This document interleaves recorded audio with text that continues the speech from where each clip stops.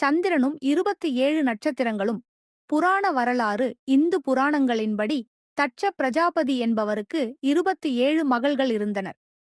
இந்த 27 மகள்களும் 27 நட்சத்திரங்களின் உருவகங்களாக கருதப்படுகின்றனர். தட்சன் தனது 27 மகள்களையும் சந்திரன், சோமன் என்பவருக்கு திருமணம் செய்து வைத்தார்.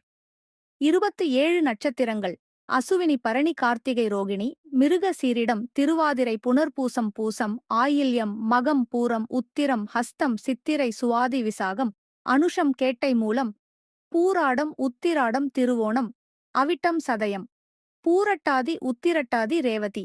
ஏன் சந்திரன் தேய்கிறான்? சந்திரன் தனது மனைவிகளில் ரோகிணியை அதிகமாக நேசித்து மற்ற 26 பேரை சமமாக கவனிக்கவில்லை. இதனால் அவர்கள் தங்கள் தந்தையான தட்சனிடம் முறையிட்டனர். கோபமடைந்த தட்சன், உன் ஒளி நாளுக்கு நாள் குறையட்டும் என்று சந்திரனை சபித்தார். இதனால் சந்திரன் தேயத் தொடங்கினான்.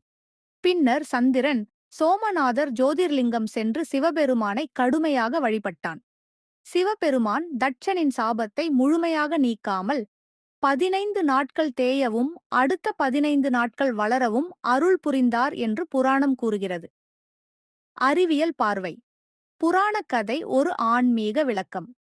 உண்மையில் சந்திரனின் வளர்பிறை, தேய்பிறை மற்றும் பௌர்ணமி ஆகியவை சூரியன், பூமி, சந்திரன் ஆகியவற்றின் நிலைமாற்றத்தால் ஏற்படும் இயற்கை வானியல் நிகழ்வுகளாகும்.